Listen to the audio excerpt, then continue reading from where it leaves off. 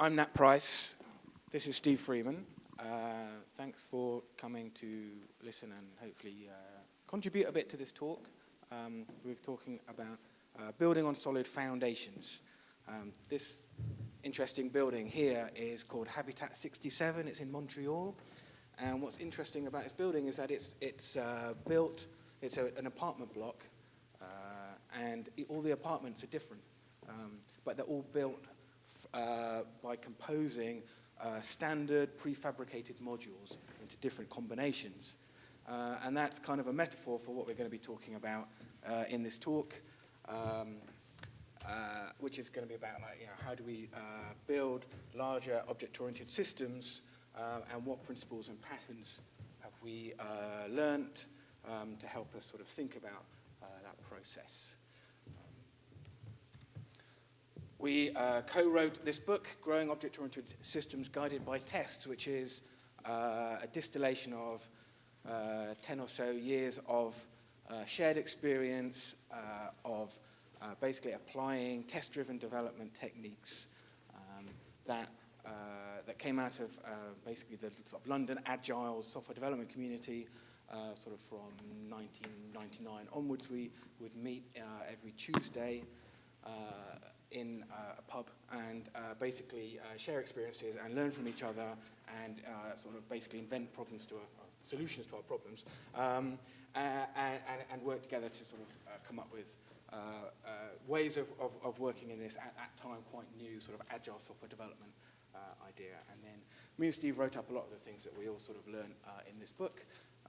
And in particular, it looks at how do we apply the feedback from tests to the design of OO code. How many people here do test-driven development on a sort of regular basis? Okay, that's quite a lot. How many people here use object-oriented languages on a regular basis? Okay, a lot more. How many people here use functional languages on a regular basis? About 5 lucky people. Okay. Okay, so that's good. Let's press on. Right. I mean, one of the great things, if you want to click ahead. One of the great things about the book is it's been stress tested in a pub. So all the contents has been argued over at length. They're a very argumentative crew. So how many people experience this one? You do all the right, you follow all the rules, you do all the right thing, and it's still a pig to work with. But certainly, a lot of the work that we do is going into existing systems that are just a total pain to work with. Hands up who's got one of those? Yeah, 100% almost. Hands up anyone who hasn't got one of those? Wow, well, I'll talk to you afterwards. I want a job there.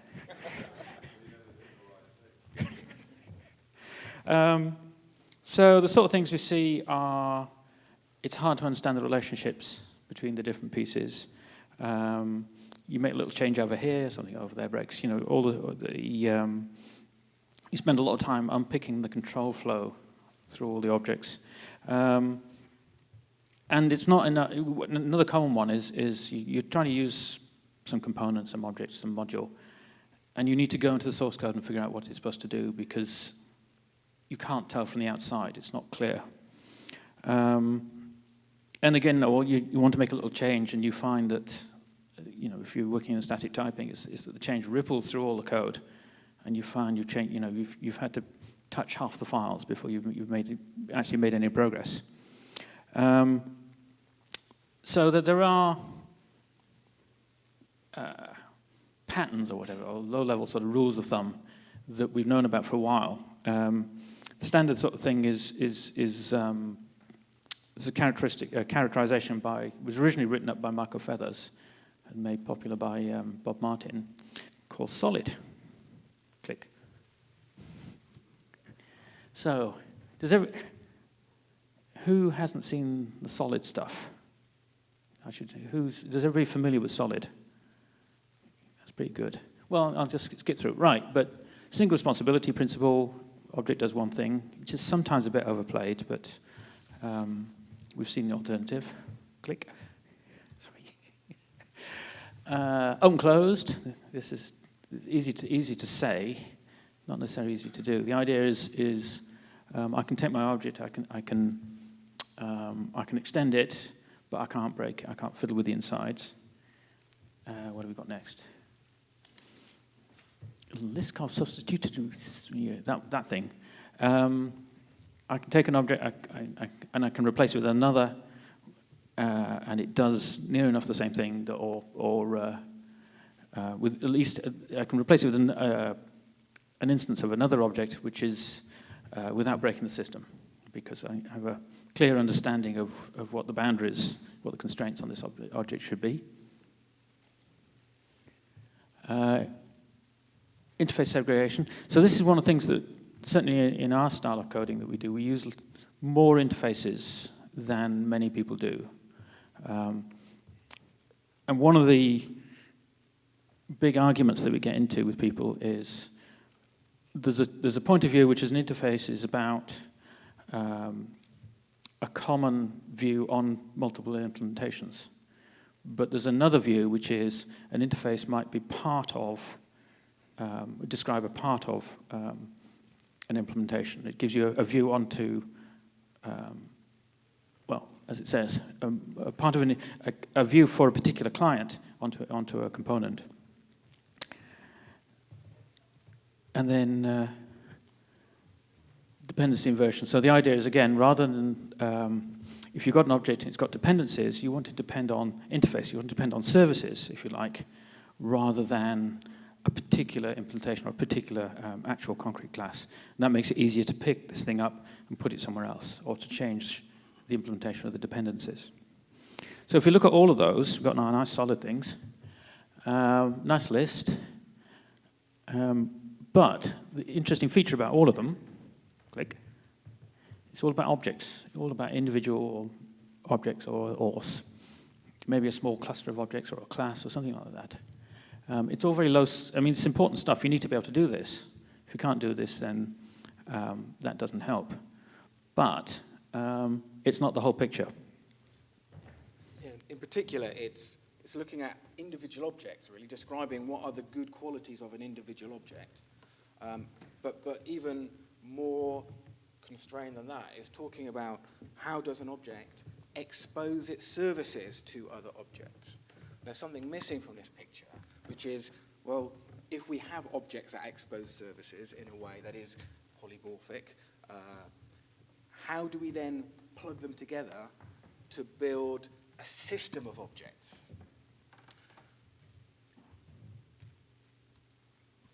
So what we tend to notice is that there's lots of stuff about here, lots of guidance about this, partly because it's easy to talk about.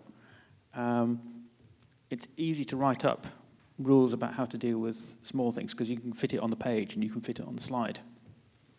And then up at the top, there's a whole bunch of large-scale stuff. We'll get back to in a minute, some examples of that. Just how do you put a system together?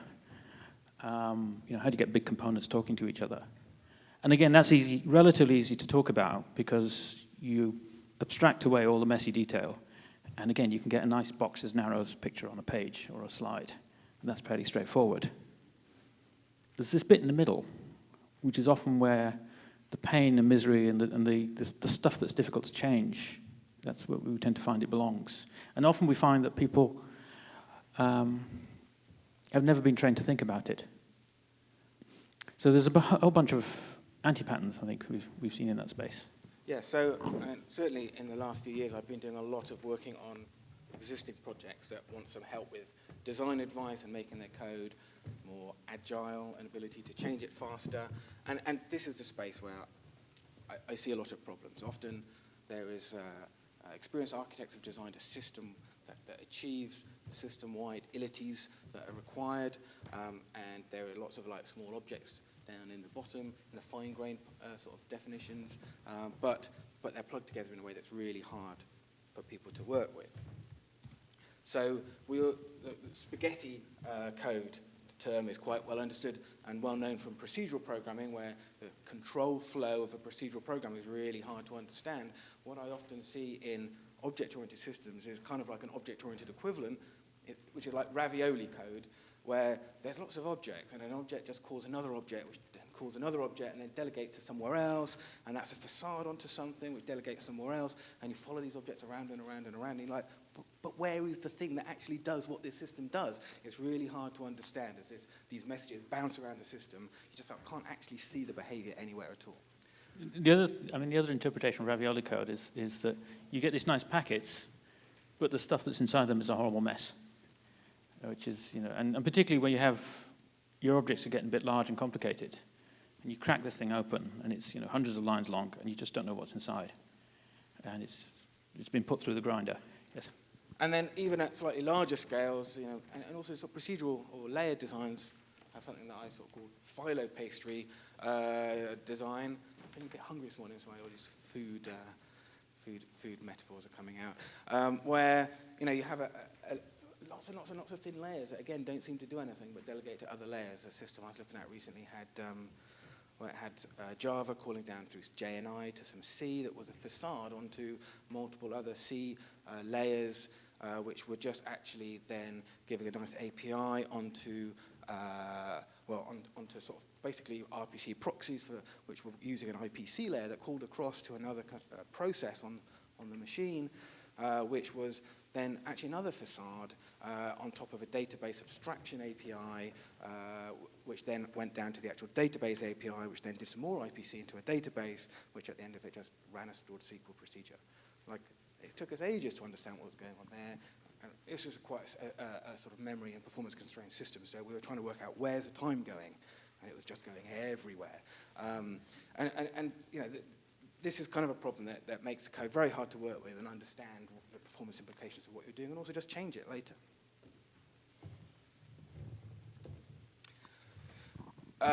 Another sort of design anti-pattern, again food related, I should have had more breakfast this morning, is sort of spaghetti and meatballs. There are nice objects, I can see these objects, I can understand what this object represents in some way and how it relates to the business domain of the system that it's running in, but these objects are basically connected up by incredibly confusing and brittle sort of event flow. So there are nice objects, but how they end up communicating and collaborating is very difficult to understand. On one system I looked at, there was basically almost everything seemed to work in terms of the precise ordering of events that was initially triggered off by GUI events coming out of a GUI, and often the wrong events. So in this particular system, if you tabbed through the GUI in the right order, everything worked fine. But one day, one of the users decided to start entering some data at the bottom of the screen and then tab back up to the top. And as they tabbed back up to the top of the screen, the system sent several £1 million out the bank. And later they found out and had to call back the other bank that received, can we have our money back? But banks are used to that, so everyone else said, yeah, you can have it back. So brittle, incomprehensible event flow tying together objects that seem to be quite sensible. And eventually the event flow becomes so confusing you can't change anything, and then people are just too scared to make any changes.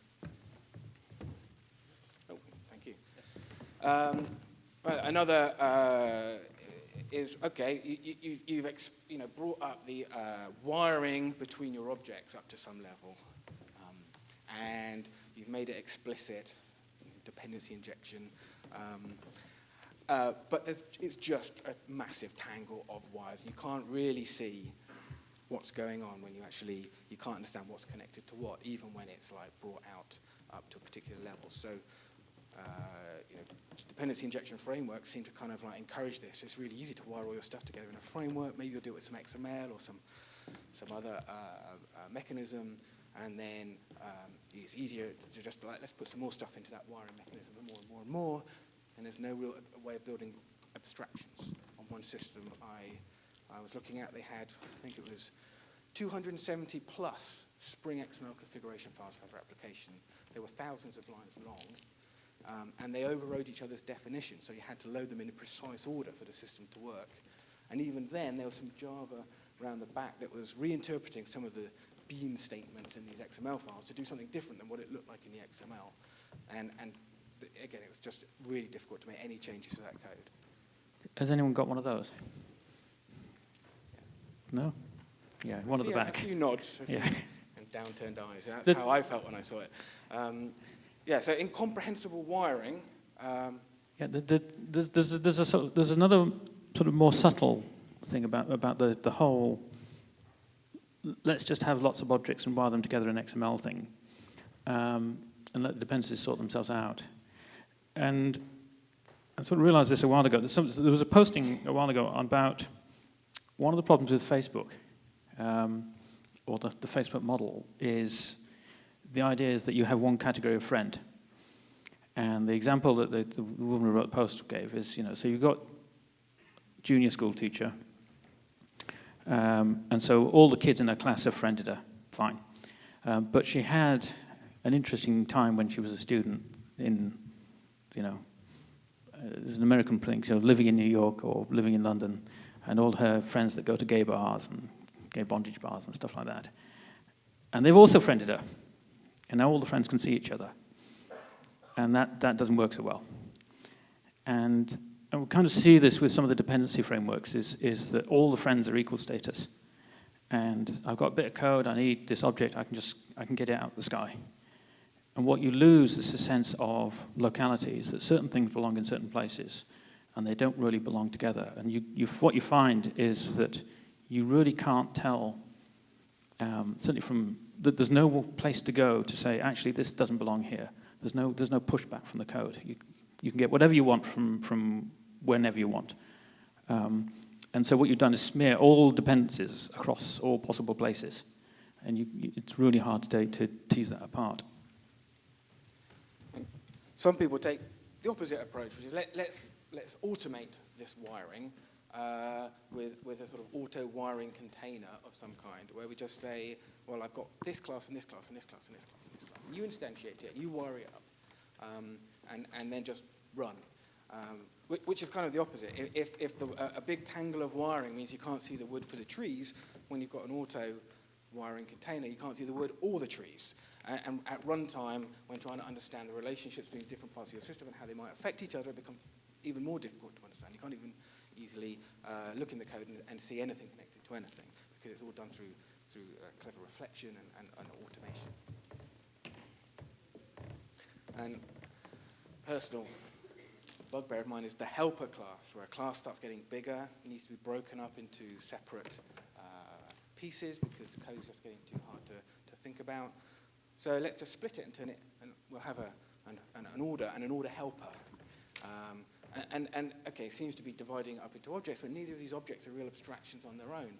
They can't actually operate without each other. You can never use an order helper and use it in another part of your system, or it doesn't simplify the actual order. It's just moved some of the code into another file, and really the two things are part of the same abstraction. And it doesn't help your system grow. What happens when your helper gets too big?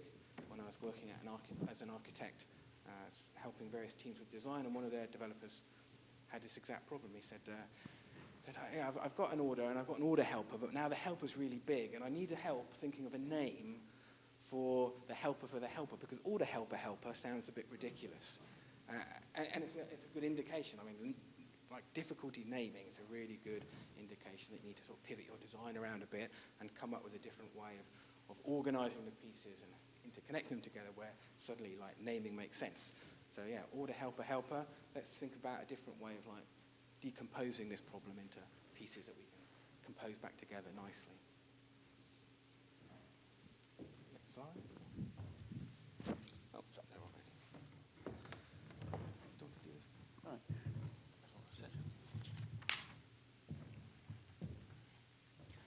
So we've got, sort of working our way up the stack, we've got a nice solid stuff.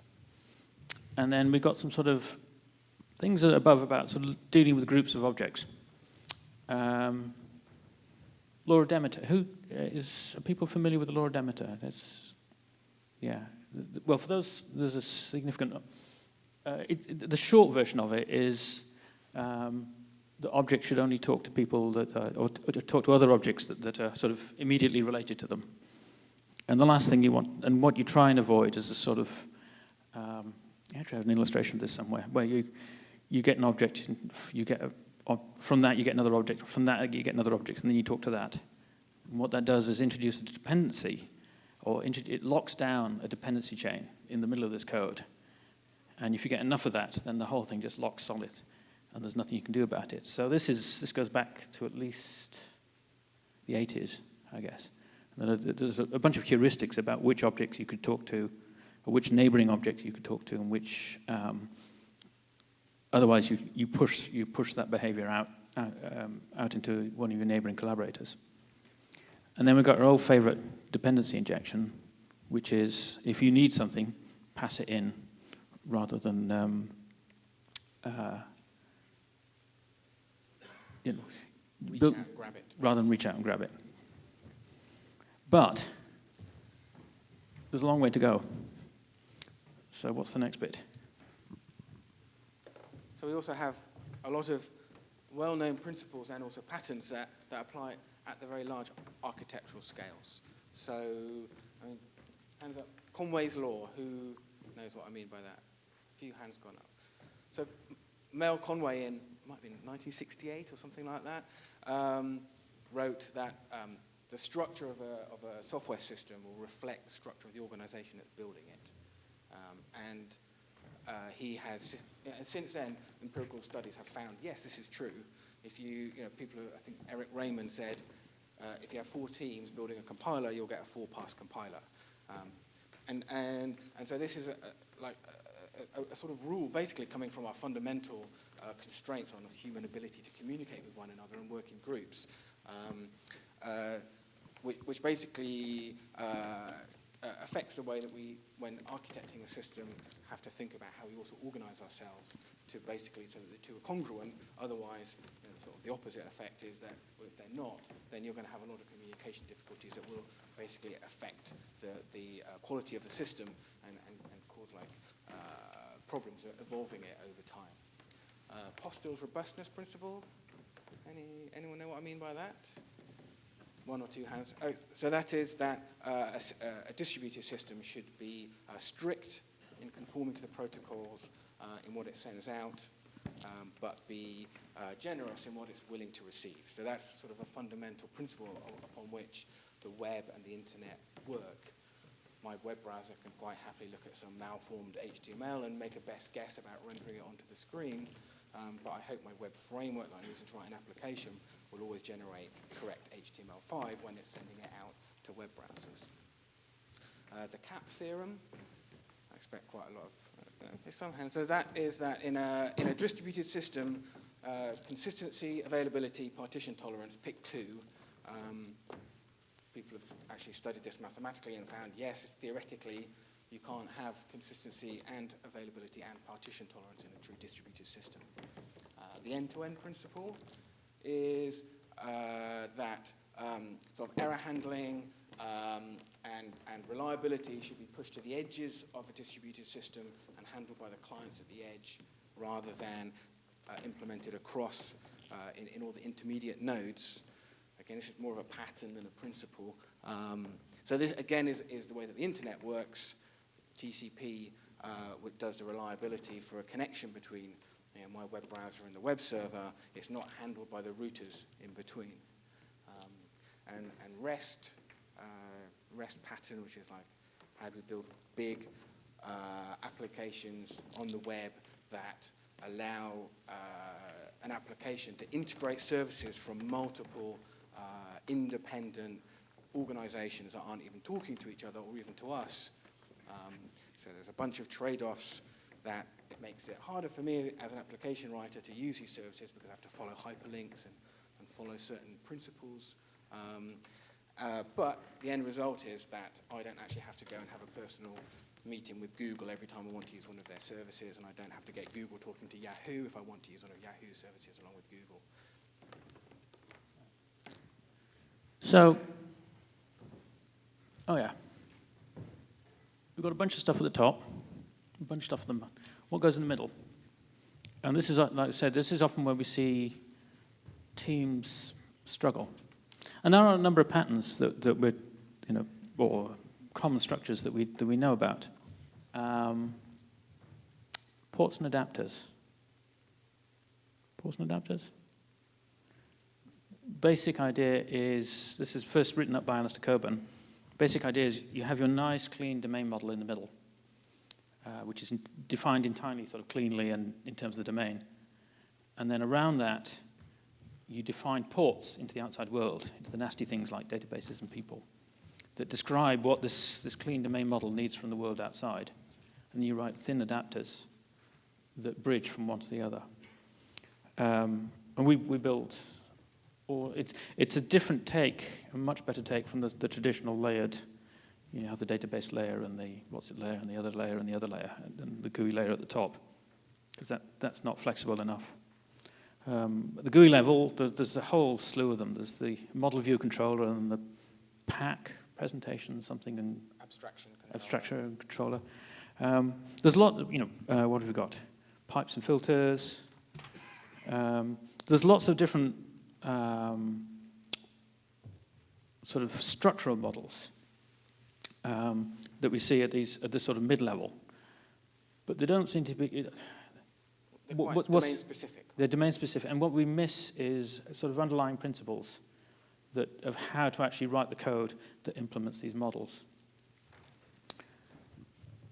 So, story.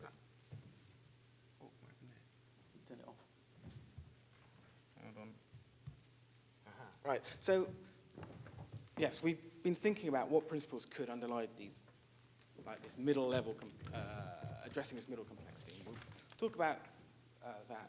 But first, sort of a story that sort of motivates this and really sort of triggered off some of the thinking, at least for me, and Steve, about this. So I was on a team that was brought in to build a system for doing financial modeling, particularly sort of scenario shock modeling, they call it, which is given our current portfolio of financial products, can you model basically something that might happen to the markets, for example, a Cyprus banking crash, and you model that and then reevaluate our entire portfolio of instruments and work out what's happened to our risk as a result of that. Are we more exposed? Would we make money? What have you. So it's a way of sort of doing what-if scenarios across the entire sort of exposure of an area of the bank. In this particular case, equities. And a scenario is modeled basically as sort of various shifts and transforms applied to market data, sort of basically mathematical models of aspects of the market. So the system was designed so that users would define a bunch of reports, or have a fixed number of reports that they had to basically report on these scenarios and exposures to, for example, the FSA. And they would choose to run a report through a web front end. And the web front end would basically send out a message into a compute grid saying, run this scenario, and the compute grid would split that job across a number of compute nodes, because calculating, for many financial derivatives, it's quite compute intensive to calculate risk factors of them, and banks have thousands of these things, so you need quite a compute-heavy job. Bit different, really, from sort of like the big data stuff that's being talked a lot about, in that there's not a lot of data, but there's quite a lot of compute-heavy work being done to that data. So the job sort of manager would basically split the job out into a whole bunch of little calculations, and it would send out by queues to calculator processes, which would calculate the results and send them back to be gathered up into a report. And this would all work through a queuing system that the bank basically mandated, and a database system that they mandated. And when it gathered up the reports, then the users could agree for them to be released to the outside world. So the way we modeled these scenarios and data ended up being basically through as immutable objects almost entirely. So what would happen on a calculator when it was asked to perform a scenario to the risk calculations for a particular instrument? A message would come into the calculator, step one there. It would basically deserialize that request from a message into an object, which was immutable, and it would pass it up to the scenario calculator. In step 3, the scenario calculator would find a scenario from the catalog that implemented the scenario identified in the message. That scenario would define the data that was required. For example, let's get a particular instrument. Let's find the market data, like the underlying equity prices, the yield curves, volatility, surfaces, and so on, that was required for the calculation. Again, coming down as immutable objects. It would then it would apply the scenario, the shifts in the scenario, to that market data, creating a shifted version of the market data, bundle that up into a calculation request that would send into a pricing engine. The pricing engine would come back with some results, which would put into an outgoing results object, which was, again, immutable, which would be passed down to the communication layer to be sent back out as a message on the message queue. So initially, we started writing scenarios just as Java objects. They were immutable. They were acting on these sort of objects in their context to gather the data that they needed to perform the calculations, and they didn't really need to change state themselves. Here we can see an example of a Cyprus banking crash. You might shift a yield curve to say, well, if it's in euro, what's happening here, then it's going to go down by 10%. If it's GBP, it might go up by 5% to model the idea that people are moving the money out of Europe and into sterling. And if it's USD, it might go up by 10%, like people getting out of Europe altogether and going off to the States. Might shift stock prices, say, well, if a banking stock is underlying this derivative and it's a European bank, then we're going to shift that by a certain amount. Otherwise, we'll shift it by sort of not quite so much. And then finally, we might have all these scenarios would be able to explain themselves, so that we could actually browse through. The users could browse through the catalog and understand what a scenario meant, and it would generate a nice output for them. So initially, we wrote a few like this, and then we realized we were getting a lot of duplication in our code. We wanted to refactor that away. And this was a few years ago when Java was much more popular in enterprise systems, and so this is all written in Java. And as we refactored it, we were trying, basically we realized that a lot of the commonality in Java could only be factored away by turning it into objects, which then we compose into graphs of objects that represent these scenarios. So small, immutable object graphs, which could implement this interface by delegating down to implementations of shifts and of various types. So after doing that, we ended up with code that looked a bit like this.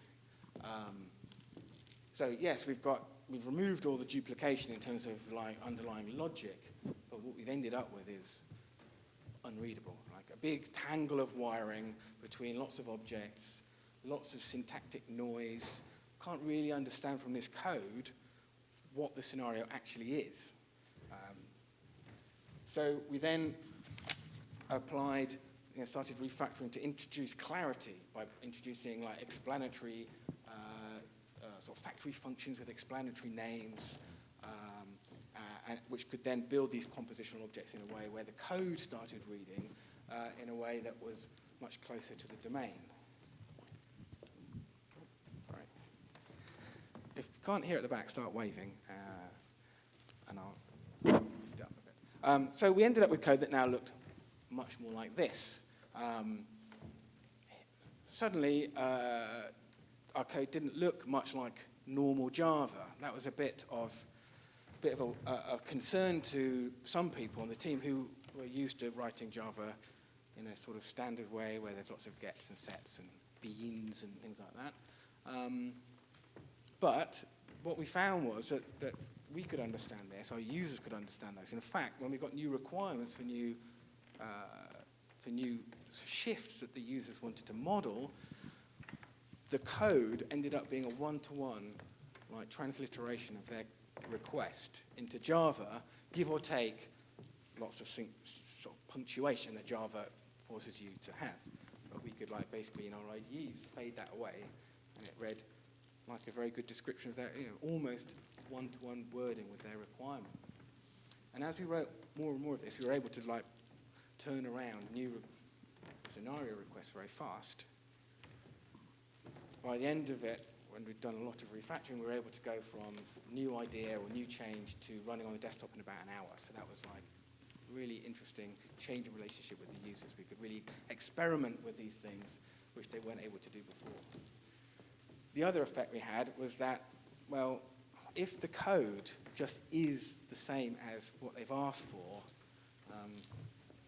where do like the agile practices like acceptance testing in the user's domain come in? I can't really say anything else in an acceptance test than the code already says. We had a bit of a debate about this as someone who's done quite a lot of written about TDD and stuff. I was feeling a bit awkward about not having acceptance tests, but we just ended up just not writing them, and it was fine. We had a lot of confidence in what this meant.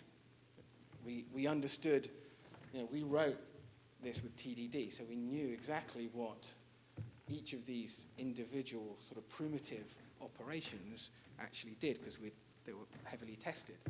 And we had a lot of confidence in the ways that we were combining them, how these composition operators actually worked, because again, we'd heavily tested them. And so we had a lot of confidence that when we composed them in a way that said what we wanted, it would do what we wanted. And then we had system tests around the whole lot that made sure that actually, yes, all the actual infrastructure hung together to execute these sort of language statements. So we ended up building, I think, what Martin Fowler in his DSL book, which is an excellent book, calls an internal DSL. And it worked very well. So basically this kind of prompted me to think, because we don't need acceptance tests in this particular context. What is it about this code that's different from other code that I've worked on in the past? And what I sort of came down to was that actually this code is compositional rather than just composed.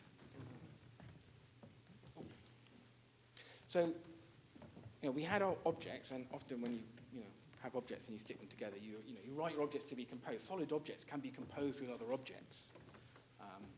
But this code was a bit more than that. It was compositional, which is, the distinction is that compositionality is sort of a quality of the entire system. We can understand the behavior of the entire system just by reading this code, because we have an understanding of how the pieces fit together. So this concept of compositionality was basically first elucidated by Gottlob Frager, who was a 19th century mathematician and philosopher of language. He actually invented a lot of the things now we completely take for granted. For example, analytical logic, quantifiers.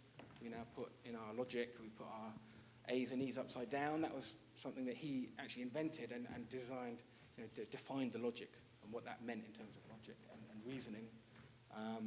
And he also was fascinated by, what is the meaning of language and statements in language. And he came up with two sort of principles of what is a language. And the first one, the one that we're really talking about today, is the principle of compositionality. So, sort of a modern definition of it is that compositionality says that the meaning of a compound expression, for example, one of those scenario definitions, is a function of the meaning of the parts and also the meaning of the syntactic rule by which they're combined into the total expression.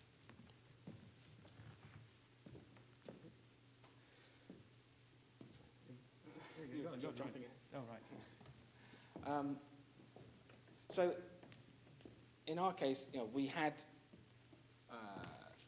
sort of these Java objects that we composed that made up these parts and composition operators, and we have used test-driven development to give us confidence that we had understanding of their meaning, and then we could combine them and understand them purely at the syntactic level, what the overall behavior would be. And that's what's really key about this. And this sort of principle underlies the modern way we write maths, and all of our programming language design, is that we can reason about behavior by reasoning about syntax. And that really was, I think, sort of the distinguishing point in this design that we'd come up to. from other designs that we've built in the past.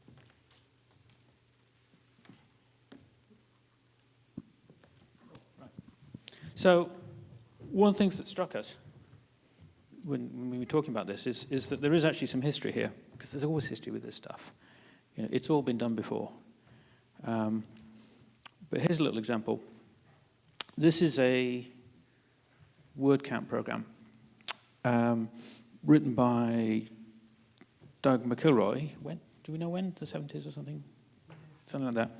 It was just partly a response to Don Knuth was doing this literate programming at the time and had written a 10-page program to do word counting with lots of explanation and stuff. And this is exactly the same program in the Unix shell. I'm assuming not everyone here is a Unix. Is everyone here, anyone not Unix fluent? Okay, let me explain this. This is the other bit about Unix, is you have to get familiar with it, because it's all designed for a 1200 or 600 baud teletype. So that's why.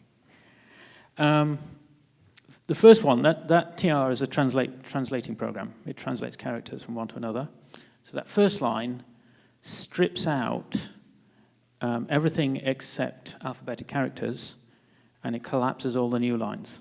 So there's one, you end up with one word on a line, and nothing that's not a character.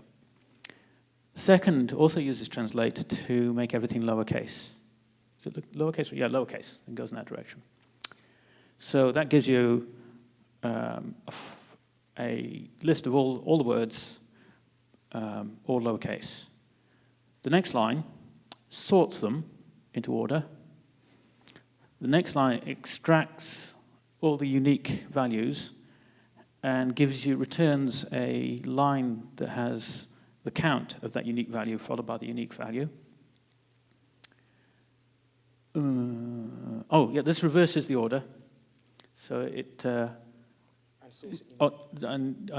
sorts numerically. So it takes all those frequency counts and gives you in decreasing order.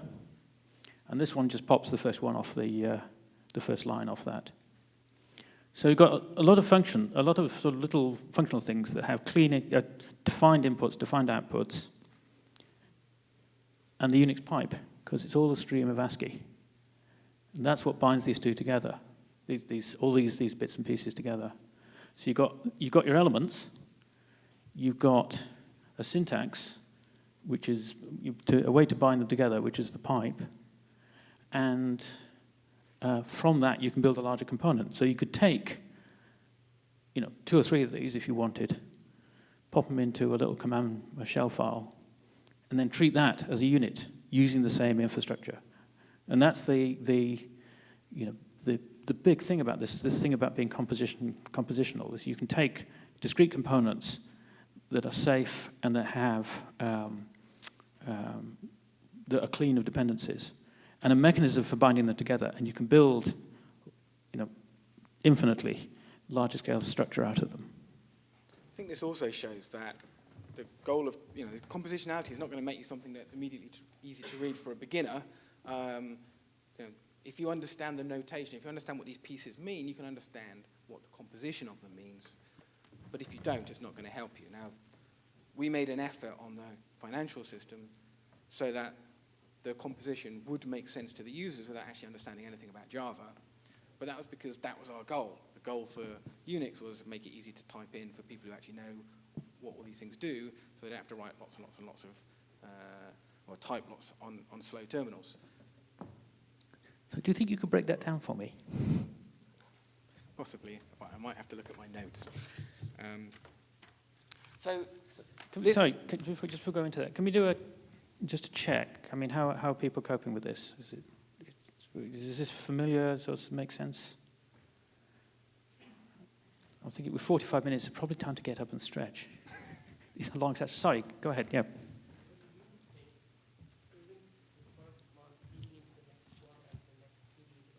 Yeah. Sorry, actually. But with the composition thing, isn't everything combining together to build up one big thing? Whereas this one is like feeding into the next element. So if you take out the unique minus C thing, the entire thing works, but it will work in a different way, right? Absolutely, yes.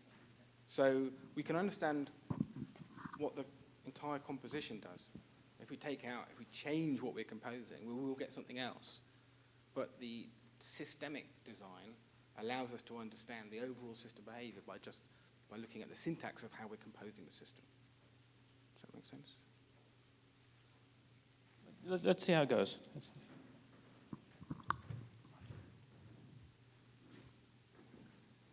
So if we try and design our systems around this idea of compositionality, we're going to basically break the design up to a bunch of pieces that allow us to then stick them back together in a easy to understand way. So we'll have sort of primitive elements that do the very sort of basic processing, like in the Unix pipeline, that would be the Unix commands. In the unnamed financial system, that would be the sort of very basic sort of shifts of yield curves or vol surfaces or spot prices or what have you. We have sort of composition operators that allow us to take some primitive pieces or even some composed expressions and compose them into something that does something new and that allows us to understand the behavior of that new thing purely in terms of the syntax that is doing the composition. So in terms of the sort of unnamed financial system, that would be, you could have a bucketed shift where you would have some primitive shifts, some of which would apply to only, say, yield curves in particular currencies, or you could have a spot shift that only applies to spots in particular market sectors, for example. So we're composing primitive shifts that would apply to anything, and then we have a composition operator that applies them to sort of particular subsets of the entire sort of data set. We have meaning. Now, this isn't something that people normally talk about very much in OO design books. What we have to be able to give these syntactic pieces meaning. In our unnamed financial system, we basically did that by exhaustive, or as close as we could get it, testing and TDD. And meaning itself really only has sort of only exists in some kind of context. So, for example, a scenario could explain itself, and it could apply itself to some market data. That's two different kinds of meaning depending on the context in which we're using it. So we'd write tests for how does it explain itself, and when I give it a universe of market data, what does it do? And we would write all of these tests and capture this information in tests. And then we have syntax, which is like, well, what do these things look like? And so that, what is the syntax that we're actually writing these tests about, so that we can then look at the syntactic forms and reason about what the overall behavior is. So I just want to walk through a little example, a sort of compare and contrast example, just to sort of highlight these points. So because we do a lot of stuff make a lot of noise about test-driven and testing and stuff, this is two different frameworks for making assertions in Java. And this is based on one called, I just blanked, Fest assert. And they have different purposes, but it's interesting to sort of see the difference and what that gives you. And it's their example which is why it's all about Lord of the Rings. I try and avoid geek examples nowadays. So here we are, new employees, and what's the test? I want to assert that this list of new employees has 6 items, of which we've got Frodo and Sam.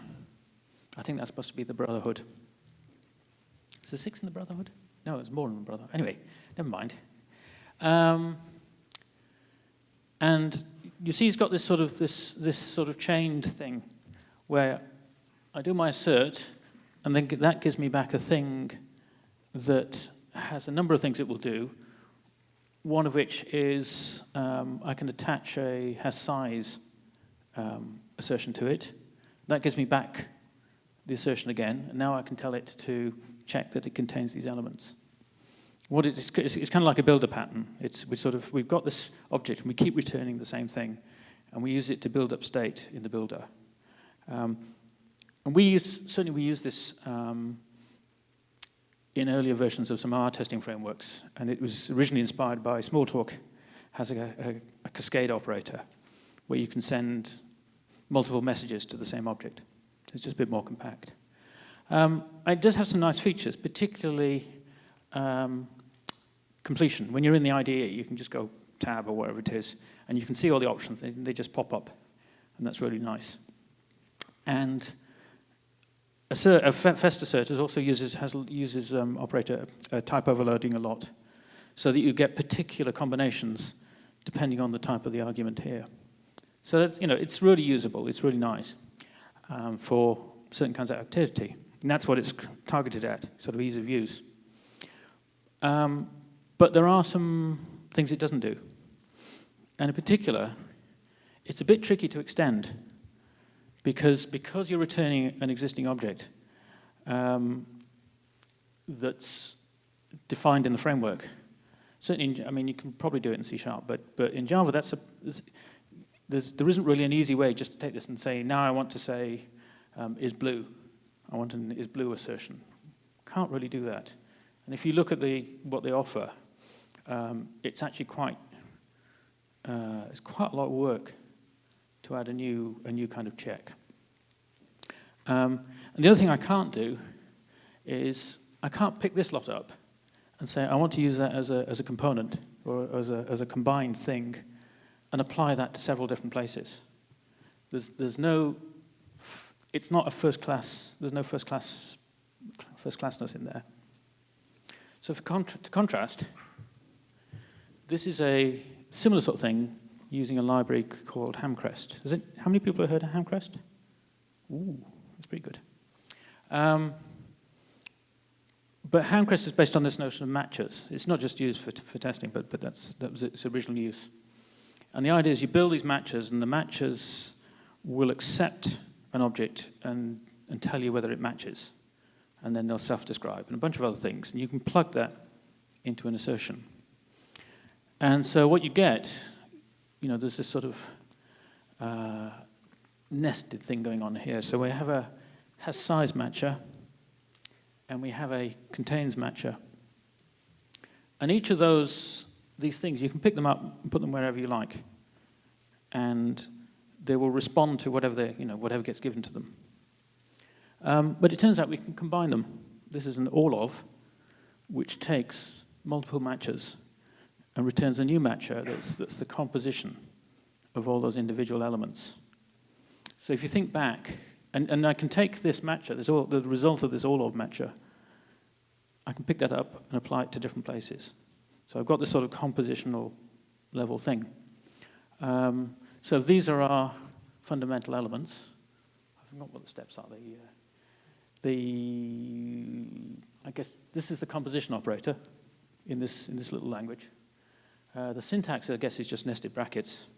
And there's one more, and the meaning is clearly defined for each of these little components. And we've certainly found it's because we've been using it for quite a while, it is actually very extensible. And if I want a new is blue matcher, is blue check, it's relatively easy to write a new one and just pop it in there without having to tear the framework to pieces. And it's a big shift. It's also, what we've noticed actually is certainly in our community, is there's this sort of, we started to call it modern Java, but it's basically everything starts to turn into Lisp. There's a famous Greenspan's law from Phil Greenspan at MIT. He says, I've forgotten the full horror of the quote. Don't put it down somewhere. Oh, you got it there. He says, any sufficiently complicated C or Fortran program contains an ad hoc, informally specified, bug-ridden, slow implementation of half of Common Lisp. So what we find, including Common Lisp itself, is what we find is we do tend to, it doesn't look like Java.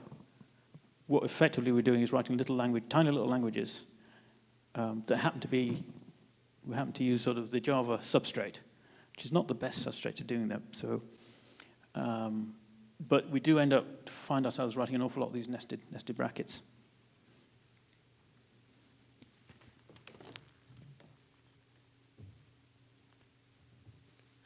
So when we're doing this, what we find is that we end up, because of the sort of desire for first-class expressions in these little languages, that we need to split out the first-class things into a world of statelessness, and have try and move the state out into some kind of context in which these things are interpreted, and then use basically polymorphic calls from one to the other so that we can run these things in different contexts to get different behavior.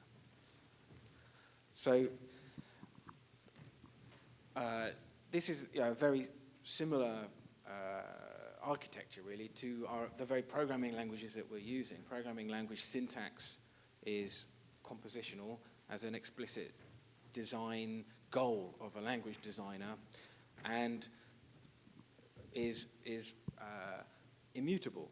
And the code that is generated from it is also immutable and acts on mutable data pages managed by the runtime. So, this is, again, it's not really a new design sort of like approach. It's really like a classic one that we use and take advantage of every day, and is useful in the higher layers of our system. So, in terms of the unnamed financial system, we had the very lowest layers were sort of interfacing with event sources and pulling in data. We had a layer of coordination that would bring up the immutable objects that represented what we wanted the system to do. There would be an execution context that these things ran in, much of which was like the communication layer, or just be connections to an outside world. And then the language objects were immutable and basically acted on these things. And we see this, as I said, again, in many different language environments. Like Haskell, for example, is a very, although it allows you to think about all the program you're writing as immutable, of course, underneath, and working on immutable data, underneath in the runtime, there's, I think it's like 50,000 lines of C, and there's about 140,000 lines of Haskell compiler code that gives you that illusion, but underneath the hood, memory is churning away, there are thunks being overwritten, and stack is being overwritten, and actually things underneath the hood are immutable, but we don't have to think about it when we write our code. So the metaphor I use for this is it's a bit like garbage collection. There was a for all the standard sort of C or languages where you manage your own memory. There's all this stuff you have to do to manage memory. Then garbage collection comes along, and all of a sudden, you don't have to worry about it. Now, that's not entirely true, because you can still blow your stack and all the rest of it. But a whole bunch of things you used to have to worry about have just disappeared. And now you can concentrate on the more interesting stuff.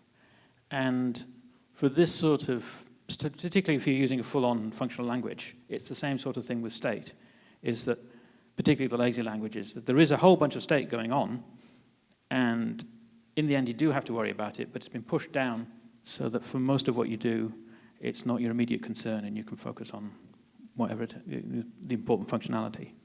If your language elements are mutable, you end up with complicated aliasing effects to deal with, and that's where a lot of the complexity in object-oriented design comes from. If you compose two mutable objects, you don't end up with a new abstraction that you can treat as an independent thing. You just now have two objects that are stuck together, and every time you think about what one is doing, you always have to worry about the other one. If you have mutable sort of language elements in this style of coding, then you can get like confusing aliasing bugs. Has anyone here used a JavaScript visualization language library called D3, which is one or two people. It's a fantastic library, fantastic. But it did have this one confusing aspect. You can build up objects that represent the styles in which you're going to draw some of your visualizations. I think it calls them brushes. And it uses a sort of chained builder pattern style, a bit like the Fest example.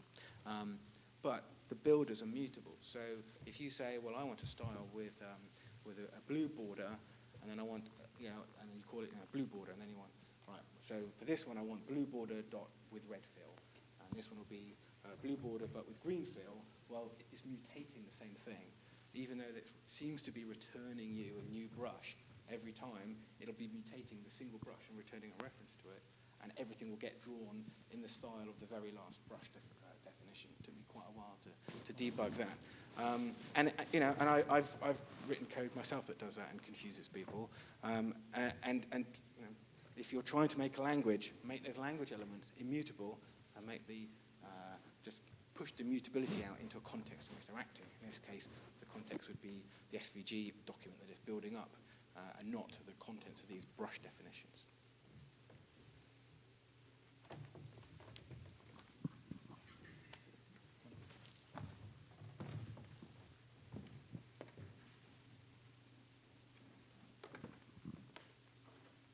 So one of the things that this part of the style that we've developed is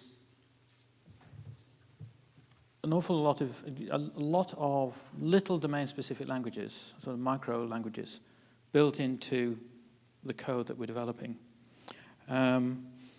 Because often we're dealing with multiple domains. You've got a bit of code that takes some stuff from here and it does a bit of this and it puts it out over there in a slightly different way. Each of those is a slightly different domain. And if you're using the same language across all of that, it's not always clear what's going on. You don't get the feedback, you don't get the obviousness of what you're trying to achieve. And the thing is, these sort of mini embedded languages, they don't have to be a big deal.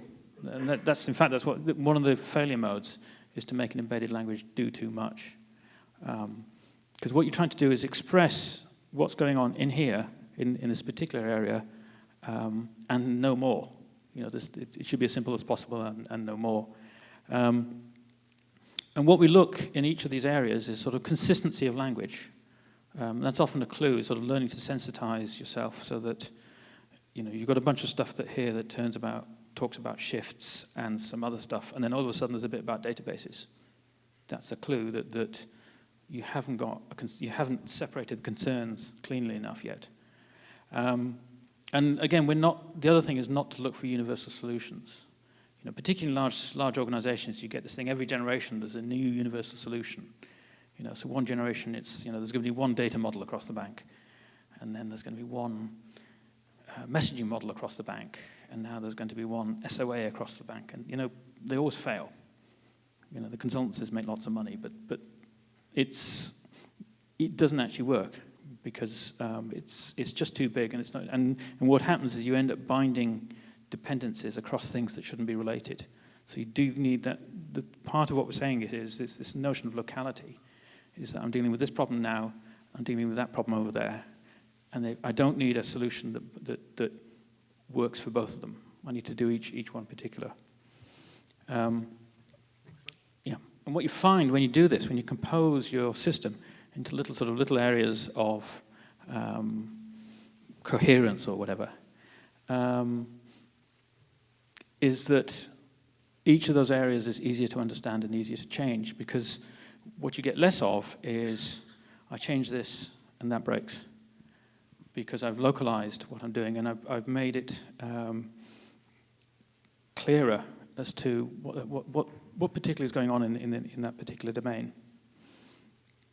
And it's about management of complexity. I'm trying to control, manage my scope so that I have a thing that's appropriate for this scale of stuff. I've got my solid objects at the bottom, I've got my big architecture at the top, and I've got coherent components at multiple levels within that middle layer. And that sort of localization helps me avoid sort of changes or dependencies that sweep across the whole code base and that are just deeply unpleasant to live with.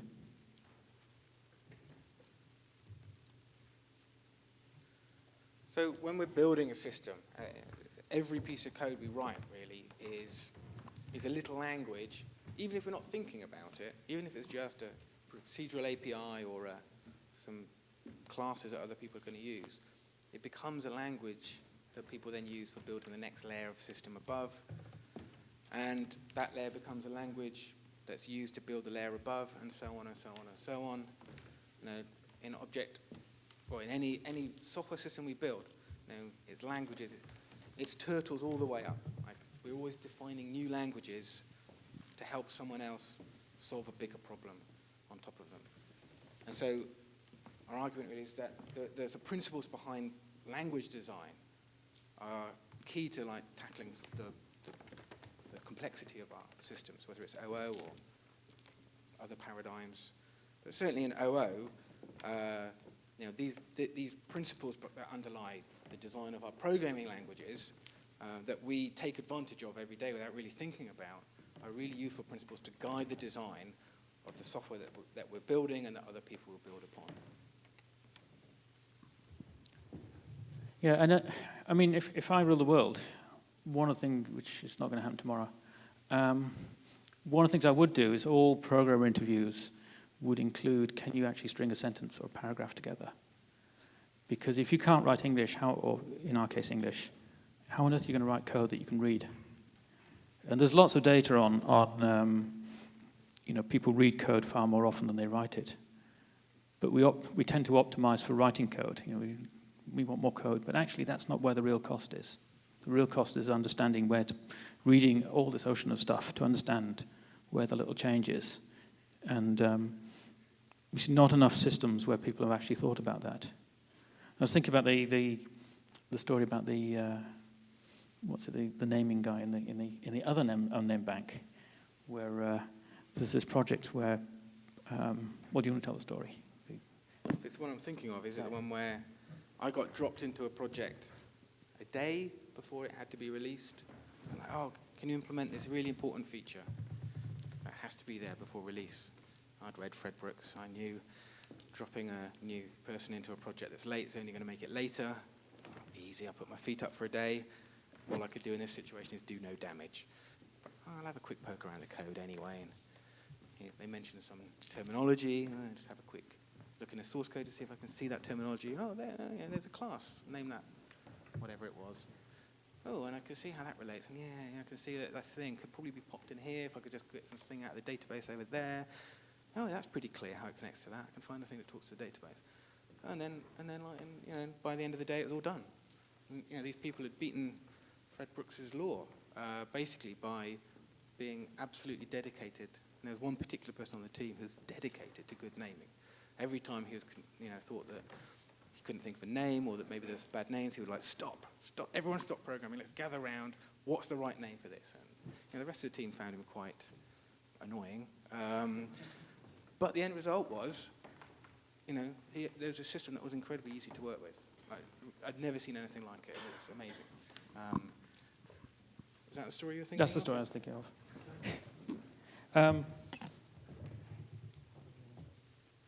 Yeah, sorry. And actually on that line is in fact, what Cunningham recommends that when you're programming is you keep a thesaurus on your desk, which I have tried, and it is useful. I've never actually found a word in the thesaurus that was right, but the exercise of looking it up usually led to the right word. So I think anyway, yeah. We're starting to ramble now, like two old men. So I think, you know, the key point really is that these design principles that underlie our programming languages are very valuable guiding principles for the code that we build with them, which itself becomes a language for other people to build upon. Thank you. Any thoughts and comments?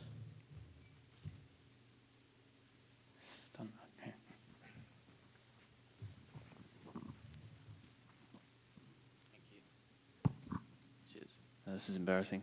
So I've never actually used F#, but I've heard a bit of a buzz about it, and just a lot of what you're talking about seems to lend itself to more of a functional approach when you're talking about these sort of the actions that are occurring on the stateful context. Have you guys sort of worked with F# much? Or are there specific languages that kind of seem to lend themselves more effectively to this sort of approach? I think functional languages, any declarative or language with a strong mathematical background, naturally lends itself to this style. You know, compositionality is sort of a guiding principle of the design of mathematical notation and mathematical thought, as well as the design of programming language thought. Now, not all of us have the good luck to work in those kind of languages, and and in certain domains it's going to be a long time before we can, like embedded domains and things like that. And it's not just functional. I mean, there are sort of programming models or models of computation that are not the functional model. Logic programming, answer set programming, actors, pi calculus, things like that, which are still compositional, although not purely functional.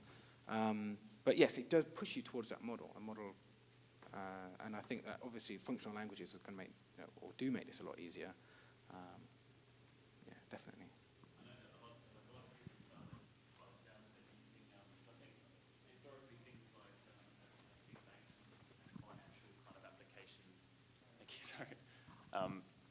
That were kind of historically based in the heavier languages, more and more, especially with things like Node.js, that kind of improved the performance of things. And JavaScript is starting to be used more, a lot more for financial applications. And that actually I was actually thinking about how JavaScript scary, would actually lend itself to that sort of thing. I don't know what you guys think about that. But. Well, yeah, I mean, JavaScript is kind of an object-oriented language, basically, with mutability. So if you're building, big libraries in JavaScript, often, like I was saying with D3, I mean, D3 is a great piece of software, but it has these little things that trip you up. I found it quite often in JavaScript libraries. They play fast and loose with mutable state, and when you're trying to compose these libraries, they trip you up a bit, and you have to dig into the source code to work out what's going on. And I think separating out mutability from immutability and and thinking about the different, thinking about the compositionality of the entire system helps solve this. And I think, obviously, languages without mutability force you to do it.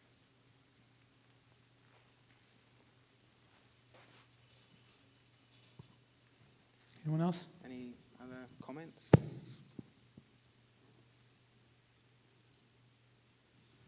Okay. How many people think they might actually be able to try and have understood it well enough to know what we what we thought we were saying, well enough to actually go and try something, or already doing it? Okay. So, anybody change their mind? Might try something tomorrow. Oh, that's unfortunate. Oh, one. You've got one. Okay. That's pretty good. I think just going back to the functional thing is that for those of us, that are not in the functional world sort of day to day, there's a huge value in, at least learning one of the functional, working through a couple of the books and that kind of stuff. And what I find is it starts to drift into the way you write the code. And for those of you who are writing in C#, because I think there's a lot of .NET in this place. .NET has a lot of this stuff, C# has a lot of this stuff built in with the link stuff. You start to see the link style, because the guy who built that stuff is, an old hand functional programmer or functional language guy. So you don't actually have to change your world to start to do this, but you do have to start to think about, here's my graph of objects that I've assembled, immutable objects that I've built the machine, and then I feed stuff into it, and it sort of flows through, and the wheels start turning. That's the sort of model I have in my head, and it's much easier to deal with that when you separate the behavioral, structural stuff from the dynamic context stuff, and you find the system's much easier to work with.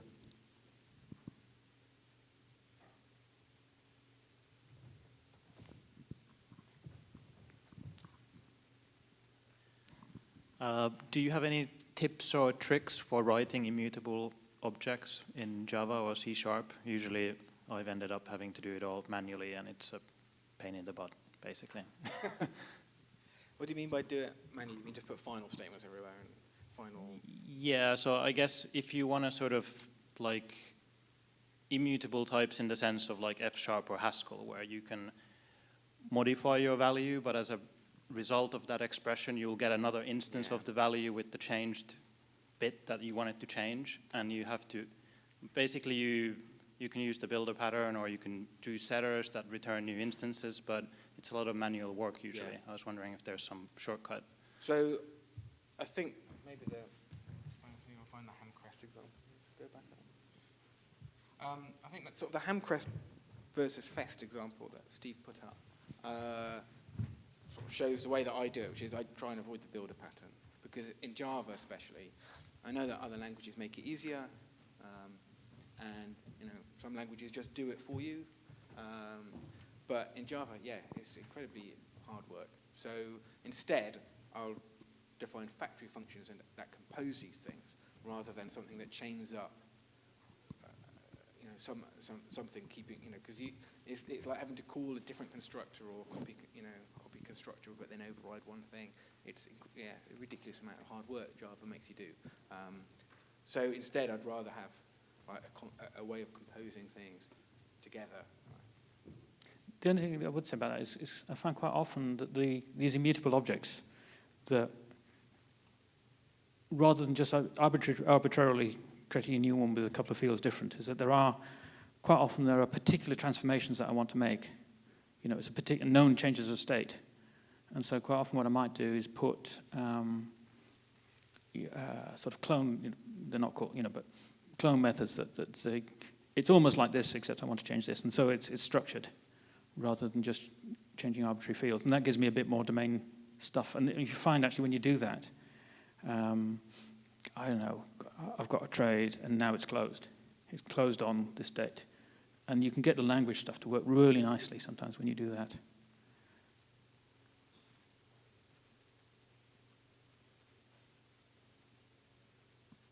Okay. Well, Early lunch?